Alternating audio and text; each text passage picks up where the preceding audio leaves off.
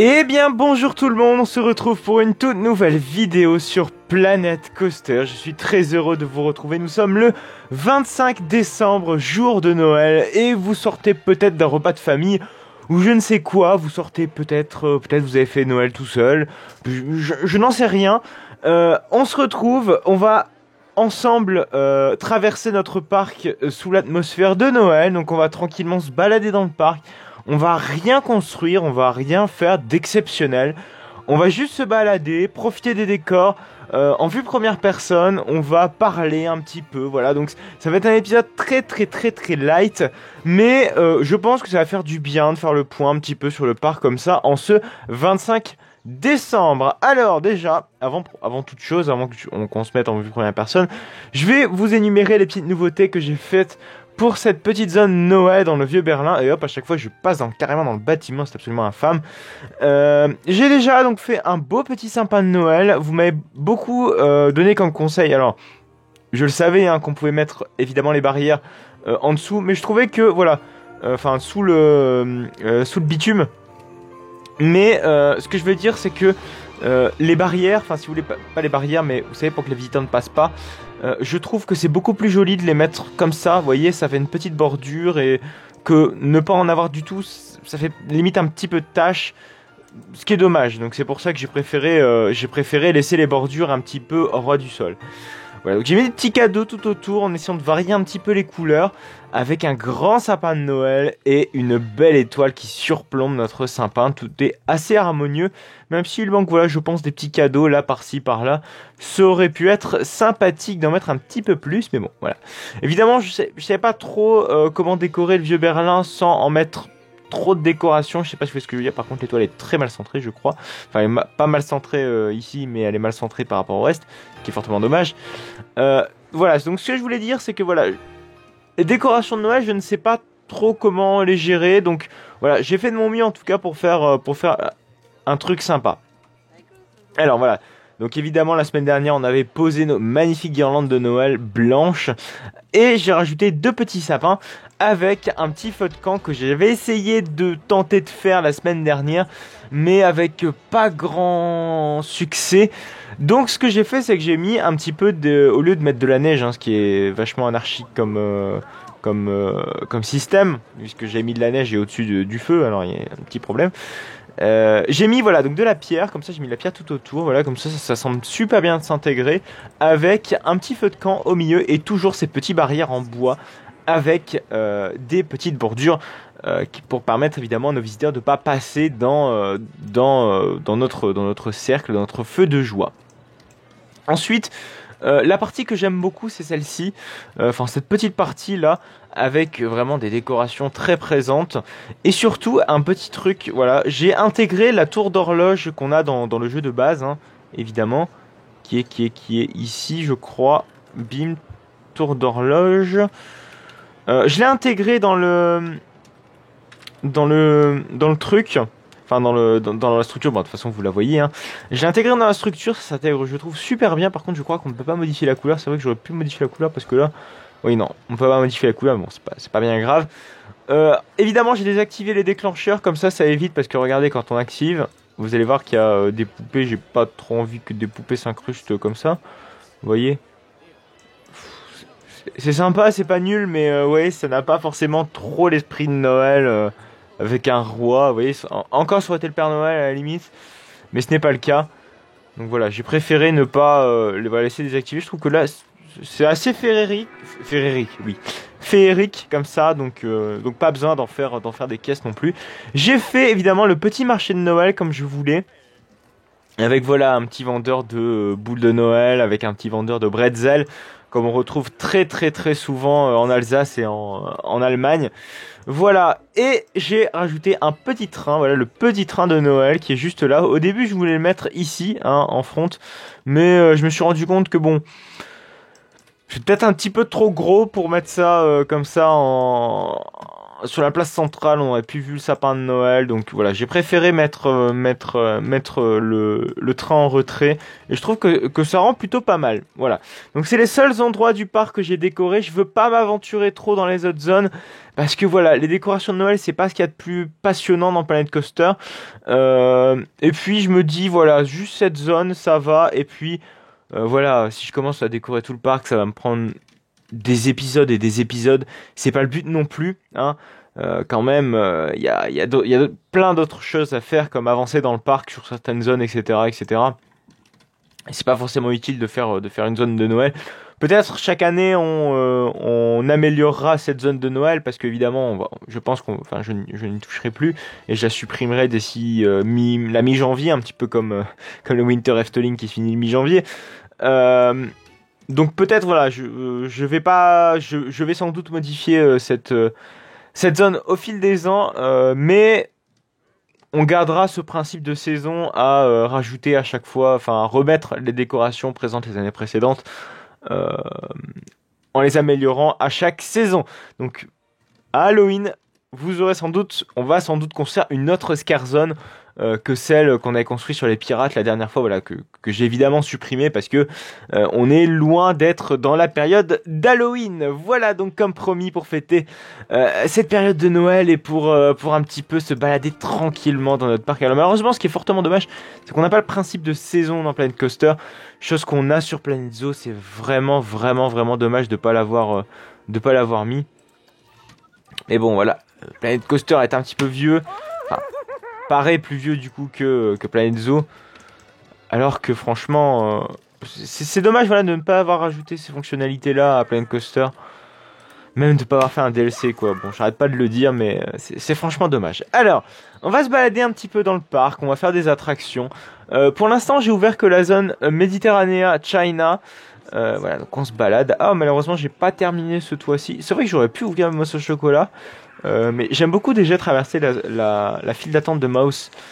C'est vrai que putain, j'ai oublié de vous montrer aussi ce que ça fait de nuit. Voilà, traverser. Moi j'adore traverser Mouse en vue première personne. En tout cas dans la file d'attente, puisque la file d'attente est l'une des plus abouties, si je puis dire, du parc. Bon, je m'avance peut-être un petit peu de trop. Non, je pense que ouais, il y a d'autres films un petit peu plus aboutis quand même. Celle de Shambhala et celle de Furious Baco sont quand même bien abouties. Par contre, cette sortie, j'aime énormément. Vous voyez, le fait d'avoir ces grands murs avec du bois, parsemé de bois. J'aime beaucoup en tout cas. Voilà, ouais, je voulais juste faire un rapide plan sur la file de Mouse au chocolat. On va aller voir les autres attractions si on a de la petite micro-gestion à faire, tant qu'à faire. Parce que oui, j'ai ouvert les deux attractions, donc c'est-à-dire Furious Baco et Shambhala, mais vu qu'il y a 3000 personnes et donc c'est-à-dire une grosse affluence et accessoirement une vente de pass express assez élevée, pour l'instant ça a l'air d'aller sur Furious, mais c'est sur Shambhala, je pense que ça va poser problème, ce qui est fortement étonnant parce que d'habitude la file de Furious c'est toujours remplie, alors que le nombre de pass express, lorsque les pass express se vendent bien, souvent c'est la file de Furious qui déborde. Allez savoir pourquoi. Pourtant j'ai mis la priorité identique. Oula, par contre, oula. Oui, là on a par contre un très gros problème de fil. On va mettre la priorité élevée. Ouais, parce que là, la file elle déborde. Et même la file normale déborde de trop. Donc je pense que dans un premier temps ce serait bien de vider la file normale entièrement avant de faire quoi que ce soit. Bon, ça va arriver. Est-ce qu'on voulait pour le dispatch? Non, ils font pas dispatcher un train à 4 trains. Ah, ça va, enfin à 4 personnes, excusez-moi, mais oui, on va quand même remplir un petit peu le train. Ouais, ça se remplit. Le coaster tourne à 3 trains. Alors j'aimerais aussi dans le futur, ce serait d'améliorer les bankings de Shambhala. Je pense que c'est ce qu'on fera dans le prochain épisode. Ou je sais pas, on essaiera de faire quelque chose. Peut-être je le ferai moi-même de mon côté ou pas. C'est d'améliorer les bankings de Shambhala parce que là-bas vous voyez que c'est pas fluide, c'est pas génial, vous voyez que cette transition là elle est pas ouf. Donc je pense que à l'avenir on va modifier ça, un petit peu comme je l'avais fait avec Furious à un moment.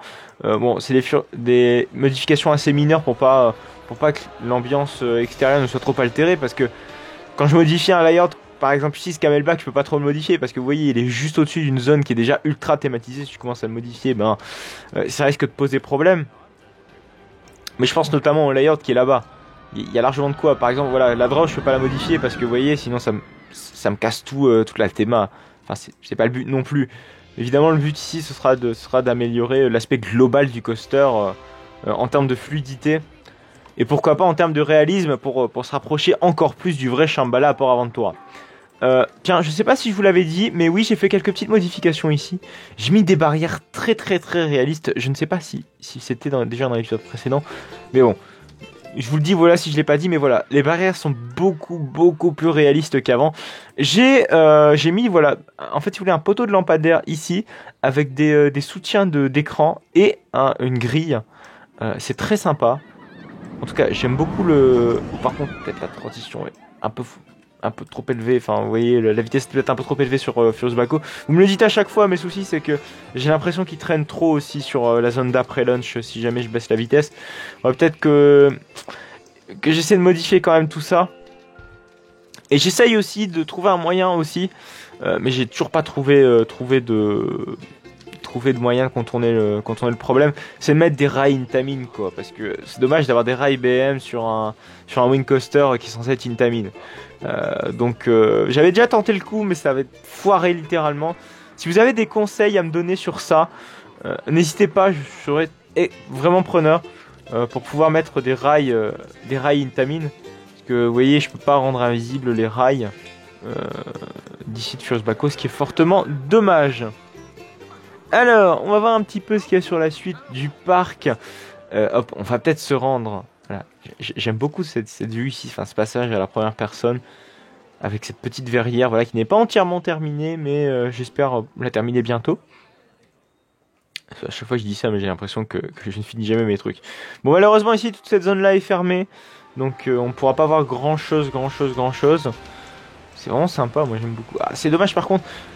La zone de Taron, c'est vrai que ça fait longtemps que je dis que je dois la rénover.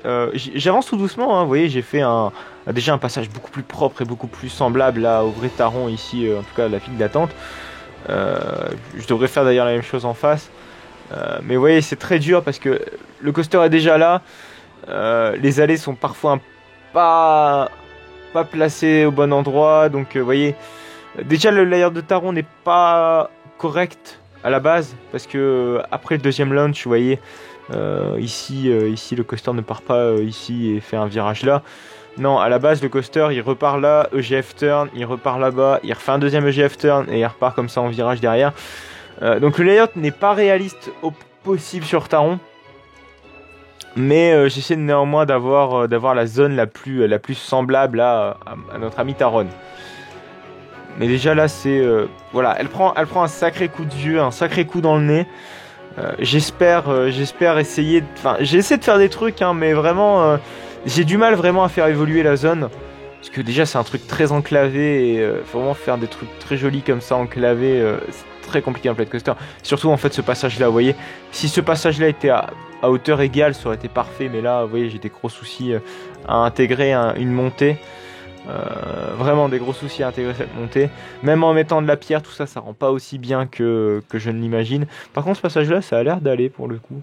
Peut-être que j'essaie de monter un petit peu plus de pierres, et que j'essaie évidemment de décaler un petit peu des pierres ici, parce que on sent que le coaster se prend littéralement les pierres dans la gueule, ce qui est fortement dommage. Mais surtout ma zone préférée en fait dans le parc, enfin pas dans le parc mais dans la zone de Klugheim, c'est la gare de Taron qui je trouve ma foi plutôt correcte comparé au reste de la zone, avec carrément les petits casiers. C'était l'une des premières vraiment choses, première partie du parc que j'ai vraiment bien essayé de travailler et de thématiser. Voilà. Et voilà, la zone Mexico qui je trouvais toujours aussi belle, que j'essaie aussi de trouver quelques petites modifications, voilà, avec la magnifique file d'attente de Chiapas qui n'est toujours pas terminée, avec cette cascade, voilà.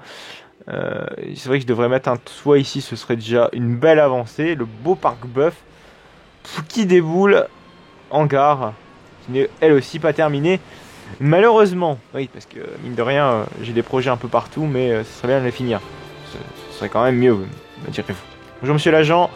Donc on va aller en zone Afrique, en zone Deep in Africa, qui n'a jamais bougé hein, depuis pas mal d'épisodes, mine de rien, et qui est toujours au même stade, mais qui ne vieillit pas tant que ça au final, hein, comparé à Klukheim, qui est pourtant, quoi que Klukheim est plus vieux que la zone Deep in Africa, mais les détails sont là. Moi j'aime beaucoup cette zone. J'ai pas besoin de trop de la faire évoluer, elle rentre plutôt bien dans sa thématique. Merde, qu'est-ce qui se passe? Oui, je suis bloqué. On va essayer de se débloquer petit à petit. Ouais, c'est bon, je me suis débloqué. Je trouve qu'elle rentre super bien dans ses critères et j'aime beaucoup cette zone. Voilà, bon, malheureusement des tunnels ne sont pas terminés, mais bon, c'est des trucs qu'on ne voit pas lorsque je suis en fly, enfin en vue globale, en vue classique.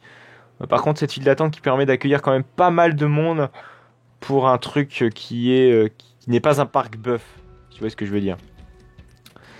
Ch'tac. Bon, malheureusement, on passe sur le toit, mais j'aimerais bien en fait retrouver le plancher des vaches. Parfait.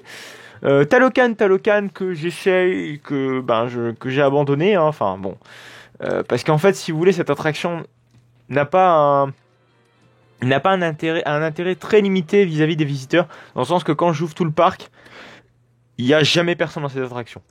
Même quand j'ouvre 3 attractions, c'est très rare qu'il y ait une file d'attente dans cette attraction. Souvent, c'est quand je l'ouvre, il y a une petite file d'attente qui se forme, mais après, il n'y a plus rien, ce qui est fortement dommage. J'aime beaucoup aussi, voilà, ce petit restaurant que j'ai fait très récemment, voilà, qui n'est pas terminé encore une fois, mais qui a une très belle gueule, et puis en plus a une vue absolument imprenable sur la zone de Chiapas. Et ce qui est encore mieux, c'est quand on la voit, quand on la regarde de l'extérieur. Ah merde, on va se mettre sur le petit pont là-bas, parce que c'est vrai que j'ai fait un passage ici. Ah non, le passage, c'est vrai, il est pas terminé. C'est vrai que je dois faire un passage jusque là-bas. Je sais pas si on peut essayer de monter là-haut. Voilà, parfait. Vous voyez, faut que je fasse mon petit passage ici, parce que quand même, là, ça offre une vue imprenable sur la zone, et ce serait dommage de ne pas faire ce passage, qui pourrait donner une vue globale au parc assez énorme. Voilà, donc c'est tout pour cette partie du parc. Maintenant, on va aller voir un petit peu dans la zone de d'Untamed, qui est là-bas. Enfin, pas Untamed, la zone Wilderness, avec les 2 attractions, c'est-à-dire Dromvluch et l'autre attraction qui, voilà, le RMC Coaster. Je n'ai plus son nom en tête. Laissez-moi réfléchir. C'est, je crois. Bon, bah, en attendant, je me balade, en attendant que j'essaie de chercher le nom de ce coaster. Ripsaw, voilà, notre ami Ripsaw, qui, la thématique, ça va être compliqué de faire quoi que ce soit. Ah, c'est vrai que dans Blues, ça fait longtemps que j'ai pas essayé un petit peu de faire quelques petites modifs, à part essayer de mettre de la pierre ici et essayer de faire une belle bordure. Pourtant, l'entrée est très jolie, il y a largement de quoi faire sur ce Dark Ride. Même le main show est absolument magnifique, et il faut vraiment que je fasse un truc pour vraiment bien intégrer ça dans la zone Wilderness, qu'on ait des transitions très fluides entre les 2 zones, si vous voyez ce que je veux dire. Ouais, les bâtiments qui sont absolument dégueulasses dans la zone Wilderness. Le seul truc dont je suis fier, à peu près fier, c'est la gare, voilà, qui est vraiment honorable, si je puis dire, avec ce dispatch qui de toute façon, j'ai fait un épisode entier sur ça, sur ce fameux dispatch. Je sais plus combien c'est, mais c'est tout récent, hein, c'est pas très très vieux. Bah, je crois qu'il nous reste plus rien. Si, il nous reste Vogelrock là-bas, et puis notre ami Baron, qui sont tout au fond. On peut peut-être aller les voir vite fait. Y a rien d'exceptionnel, hein, honnêtement, j'ai pas avancé du tout dessus. Alors, Vogelrock, voilà, ici. Hop, on va passer par l'entrée. Oh, j'adore vraiment cette... Je pense que c'est l'une des réalisations dont je suis le plus fier, en tout cas en indoor. J'aime beaucoup ce passage avec les grottes, tout ça. Voilà, ici, voilà. C'est peut-être la seule partie où je suis vraiment déçu de la file d'attente. Ouais, c'est peut-être ma file d'attente préférée. C'est cette partie-là, vous voyez, le pont qui arrive au-dessus, il est vraiment pas si bien que l'original. Faudrait peut-être que je change aussi les petites barrières du parc Buff. En mettant vous savez, les parcs buff que je mets maintenant, ce sont ces barrières, voilà, celle-ci, c'est quand même mieux. Et voilà, un magnifique Vogelrock, et faut vraiment que je trouve un moyen de couvrir le toit qui est là-haut. Bon, ça malheureusement, je verrai en temps voulu. Putain, c'est tellement joli de nuit. Voilà, j'ai oublié de vous montrer de nuit, mais Mais de nuit, ça rend vraiment, c'est vraiment très différent que de jour. J'aime beaucoup. Et même ce petit passage, voilà, de Roquebourg, que j'essaierai évidemment de réaliser. J'essaierai évidemment de réaliser Fly une fois que celui-ci sera ouvert et que j'aurai bien pris connaissance de la zone. On va pouvoir faire, je pense, des trucs sympas. Bon, évidemment, les Flying Launch, ça n'existe pas dans Planet Coaster, donc sans doute que je vais devoir bricoler quelque chose. Mais on verra en temps voulu. Et voilà, de nuit, comme ça, la Méditerranée, qui est tout aussi jolie que le vieux Berlin. J'aime beaucoup aussi, voilà, Furious Baco de nuit. Vous voyez que ça rend tout autre chose. Hein. Vous voyez la gare de Furious Baco de nuit. Moi, en tout cas, j'aime beaucoup voir le parc de nuit. C'est vraiment très différent. Voilà, même sur Shambhala, c'est tout aussi différent. On va aller voir. Hop. Ah, Furious Baco qui vient de passer, il est là. Malheureusement, avec les 3 FPS que nous propose le jeu, ben on voit que ça saccade, surtout avec la vitesse à laquelle Furious Baco va. Vous voyez, hop, on va rentrer en gare. Et on va se quitter sur la gare de Shambhala. On va se quitter sur le pupitre opérateur de la gare de Shambhala. Vous voyez, on va monter là-haut. Hop, bonjour. Coucou toi, voilà. On se quitte là avec la file express qui est là et la file normale qui est ici. Bref, j'espère que cette vidéo vous aura plu. En tout cas, n'hésitez pas à liker, n'hésitez pas à commenter, n'hésitez pas à vous abonner pour ne plus manquer aucune autre de mes vidéos. On se retrouve la semaine prochaine pour un tout nouvel épisode de Planet Coaster ou une autre vidéo peut-être, je ne sais pas. Voilà. N'hésitez pas aussi à aller voir mon compte YouTube pour me financer gratuitement, les liens sont en description, et il y a également mon compte Twitter. On se quitte sur cette magnifique vue sur la gare de Shambhala. Allez, à plus tard.